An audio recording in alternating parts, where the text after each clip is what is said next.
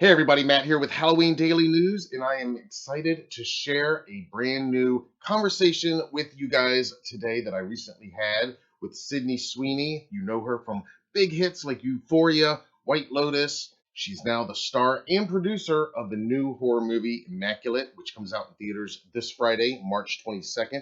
We spoke to Sydney just a few days ago, as well as director Michael Mohan, who directed Immaculate. This is actually a reunion for the two of them, having worked together previously, notably on the feature film The Voyeurs. I've seen Immaculate, and I can say that it totally delivers on the horror, the gore, just the overall foreboding atmosphere that lends really well to religious themed horror like this. And Sydney totally turns in the best performance that I've seen from her so far. Just a really killer job. This is an audio interview. We're not permitted to share the video from it, but here you'll be able to listen to the interview while viewing some official stills from Immaculate. So here it is, my interview with Sydney Sweeney and Michael Mohan.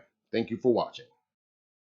I just want to say I'm obsessed with everybody's backgrounds, all the Halloween gear we've got going on, Yeah. pumpkins. I love this. I wish I could live in this vibe. Yeah. Very cool. And of course, I love hearing that you're a horror fan. I was going to ask that, I mean, this is along the lines of religious horror, which is kind of its own subgenre within the genre.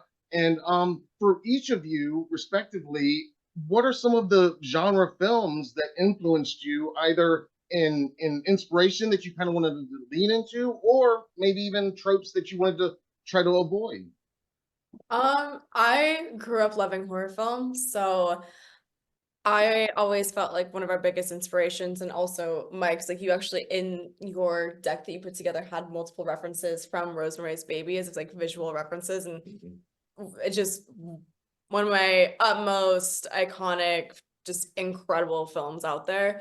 I also love Carrie. I always wanted to have my Carrie moment, hence my Carrie moment. And I felt like just my love of the genre really just poured in to this film. I was so excited. Yeah. For me, I so many horror films, but because we were shooting in Rome, I needed to pay homage to the horror auteurs that came before me. And so Touchstone for me was a film called What Have You Done to Solange? Because it's a film about a young woman who's taking on the patriarchy.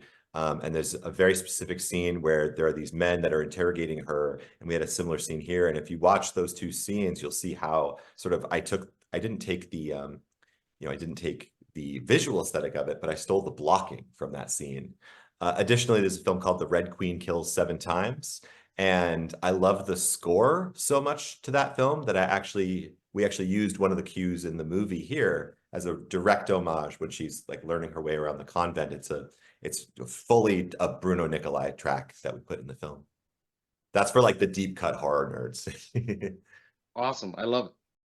This is for both of you, but with obviously such a huge fan base, following your work right now, Sydney, and all of your projects, I'm curious for each of you, what are your hopes that audiences and viewers are going to take away from Sister Cecilia's journey in this film?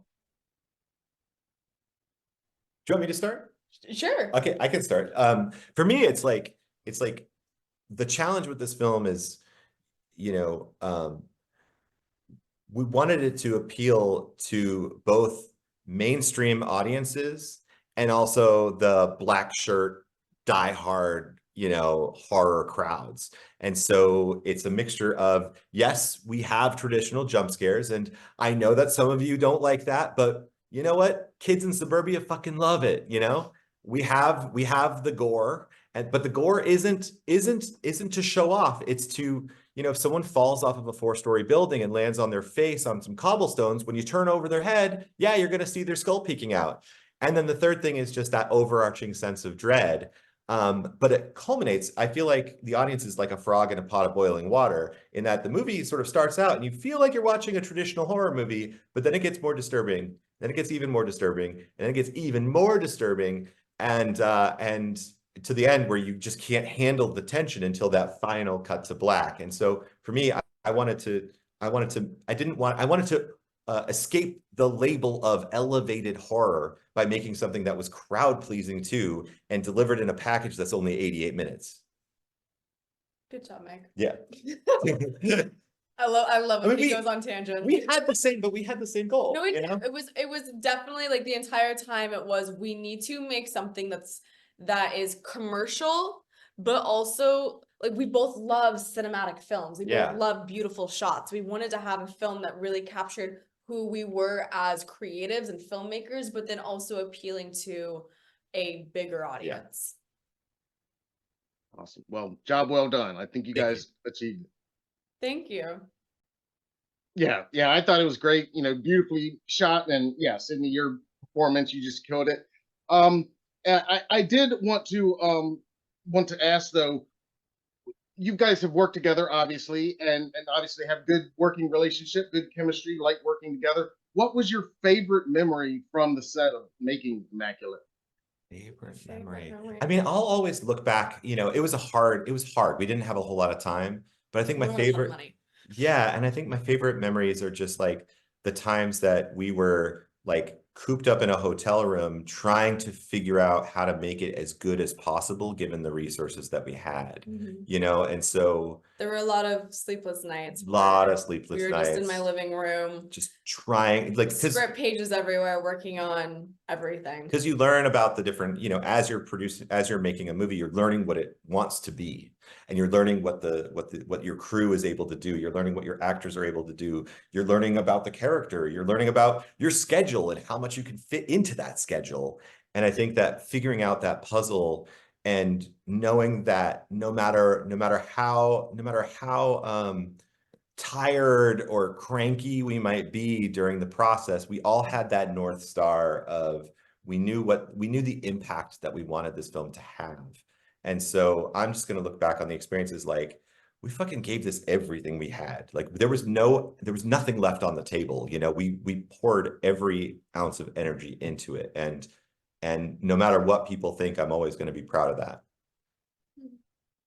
Excellent. Well, thank you so much, and yeah, I hope you guys are ready to see Sister Cecilia costumes this Halloween season, because I think, especially maybe that final scene look, I think I mean, we're going to see a lot of that. Yeah, that'd be awesome. awesome. Totally. Thank you. Thank you. Thank you guys, and happy Halloween. Happy Halloween.